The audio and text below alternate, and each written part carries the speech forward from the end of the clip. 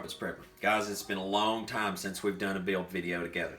So, in this video today, I'm going to do something to help a lot of my clients that I've worked for in the tiny house community. I'm going to do something to help my own self, and I'm going to do something to help hopefully many of you out there when crap hits the fan and you need air conditioning. Now look, a lot of people's done the swamp coolers and, you know, ice fans and all that type of stuff. I'm going to show you how to build one today because I've got to build one for myself. But I'm also going to explain some things that most people don't get into in some of these videos. Number one is air conditioning is by far, I think, the largest power load in a tiny house or in a home, period, other than heating water. Okay, I don't think anybody will argue that in the electrical field, off-grid, anything. If you have a refrigerator slash freezer, even the little apartment one, whether you get the ice trays and fill them with ice, whether you have the little sonic ice trays, which I think probably work the best, or if you don't want to get sketchy and get too much moisture in the house, and you just have the packs that you can actually freeze, sit down in there like cartridges. The fan unit shouldn't draw much amperage at all. Sorry about that, guys. I had some useless parts that I'd already segregated off the fan, and I was just going to show you the box, so I'll get to that in just a second. Anyway, the draw on that, you're only talking for... I'll give you exactly how much power this thing's going to consume on just a second here. Alrighty. Well, it don't say, but let's just go for an amp at the most on this one, okay? Compared to tons and tons and tons of amps on a normal air conditioning system. And being that you already have the refrigerator and the freezer deal, you can take those cartridges out because you're already using power for your refrigerator. And this just cuts down a ton of draw on your solar, okay? And it'll achieve some great results because we can take the temp gauge to it. So what you're going to need is, here's my baby AC unit, all right? This is a 9-quart Coleman. Like, how much was this, Nick? 12 bucks at Walmart? 10? 10. Okay, 10 bucks at Walmart. Here is our mainstay fan. I'm surprised the loss prevention people didn't throw me out of Walmart because I was like segregating pieces off the fan I didn't need. So anyway, really all you need at the end of the day is just the upper portion of the fan unit. And that's it. And right there it is, 6-inch desk clip fan, mainstay, 2-speed. Okay? It's $8. $8. All right, we don't need that anymore either. All right, now, next up, I have these vents, okay, that I got at Lowe's. These are actually for my tiny house to help the bottom vent because I done 6-inch depth for the insulation. But this right here, if you take a 3-inch hole saw, which I think should work out about right on the money, that'll let those vents go in on each side, like so. And it also keeps it up above that in case I leave it going in my tiny house and the water, you know, the ice melts, because I'm going to go the ice method, then it won't spill out everywhere in the tiny house, okay? And so that gives you one for each side, all right?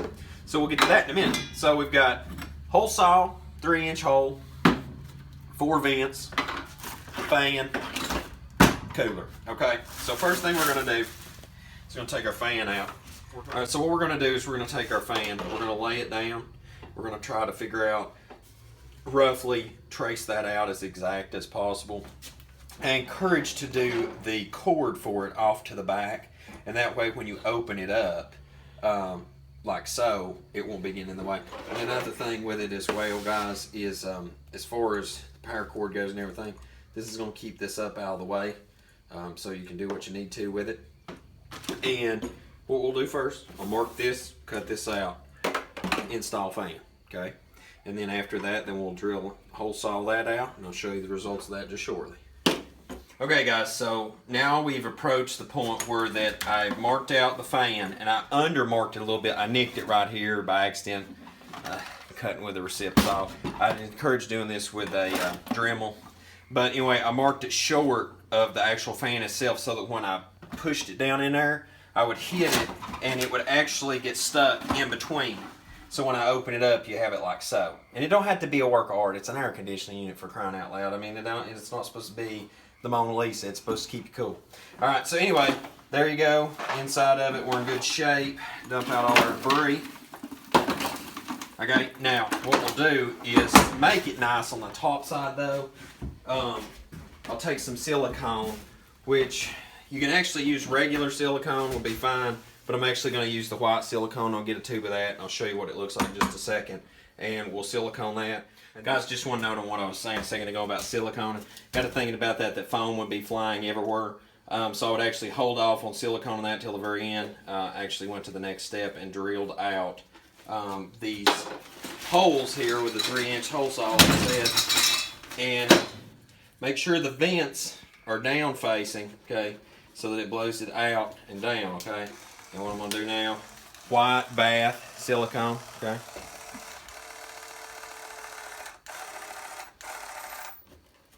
Get this in here real good. Really messy with silicone.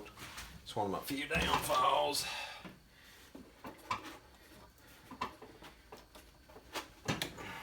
Okay, and then we'll just wipe that excess.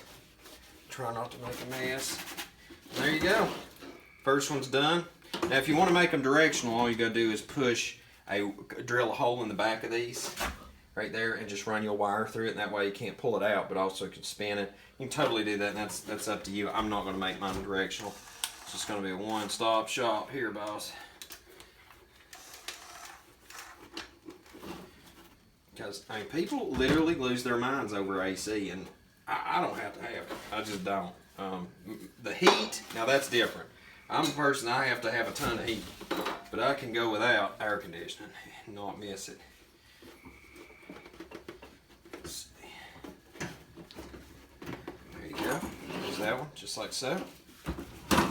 And we'll do the process, continue to go around, and once I get all this wiped off, I'm going to turn the fan on, blow the rest of this debris off of it, and then I'll silicone around the lid, and I'll show you, and then we'll be ready to give this thing an ice test. Okay, guys, so while I'm taking a break from starting on a board for a customer, let the silicone start to cure up good and everything. We've got the vents in place, and so here is the fancy new Po' Boy AC unit. This is a Po' Boy special right here.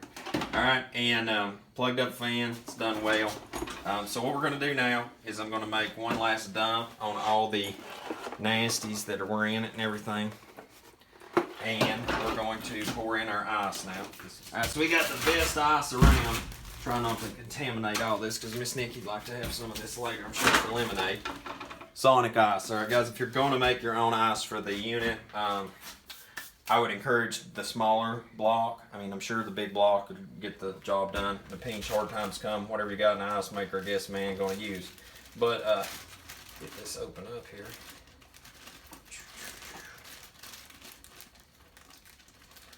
This is where my patience level just goes to like 0. Alright. Now, I'm not going to fill this too far up, okay? I'm only going to fill that about a third of the way up, and that way, in case the ice melt, whenever the ice does melt, it won't make too much of a mess. I'll have to sweep that out. Alright.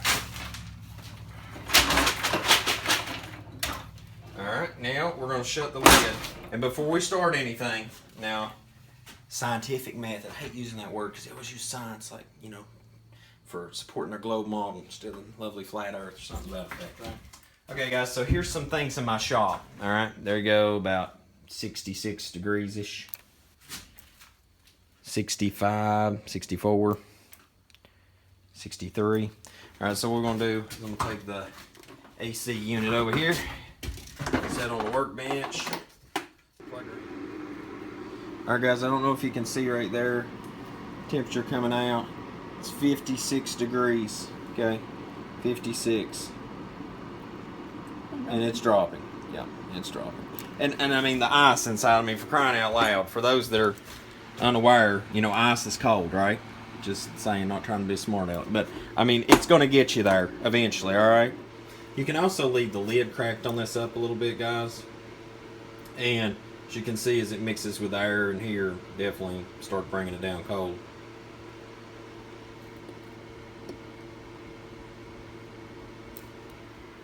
But that'll help distribute the air out quicker into the room as well, start the equalization process. And now you make a couple of these. I can feel the color. Oh yeah. Oh yeah, it's getting cold. But now here's the thing to make this success. Okay, I'm just putting this out there. This is how to make this a success. This can't be You throw ice in it, and 5 minutes later you expect your house to be like, woo! It ain't gonna happen. All right, if you do that, you have already set yourself up for failure. In life, you have to invest in something and wait for a return on investment. Okay, so what you do with this is if you have like a 16-foot tiny house or smaller, one would probably be okay. If you have a house my size, probably going to want 2 of these, all right? You're going to want to keep these full. Set them up in your loft. And that way the hot air, you cool that and it drop it down to the lower levels, okay? So one on each side of your lofts. And keep this running throughout the summer. And it's real simple. You look and you'd be like, well, it's starting to turn, to water. All right, no problem. Pour that out outside or pour it down the shower. Go to the ice chest or the freezer. Throw you some more ice in there. Set it back up there. Plug it right back in. All right, I mean, this is very simple. And if you want to leave them upstairs, just pour it into a container bowl. Go pour that out. Pour your ice right back in. You're good to go. But I mean, if this is something you keep running constant, that's good cool air. This right here, guys, a small unit. This is a small little window unit most people use like for a building, a shop, one single room. This thing right here uses about 600 watts. This right here should take about 10 watts. Okay? 600 watts, 10 watts. One solar panel, a ton of panels. Okay? And I mean, I can't overly state how irritated I get with having to figure out air conditioning for off-grid.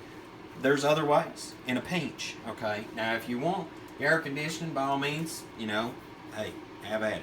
But this right here is a great solution. That's about $20 investment, other than whatever Sonic just charged Nikki for the ice. All right, but once you start making your own ice, that's a low-cost investment as well. Guys, I hope you enjoyed that. It's a fun little project.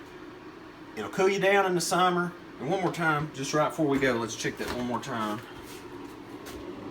Yeah, we're holding steady in the 50s. Oh, there we go. Still dropping. 55 and going on. So I guarantee you on a hot 100-degree or 90-degree summer day, this will make your day.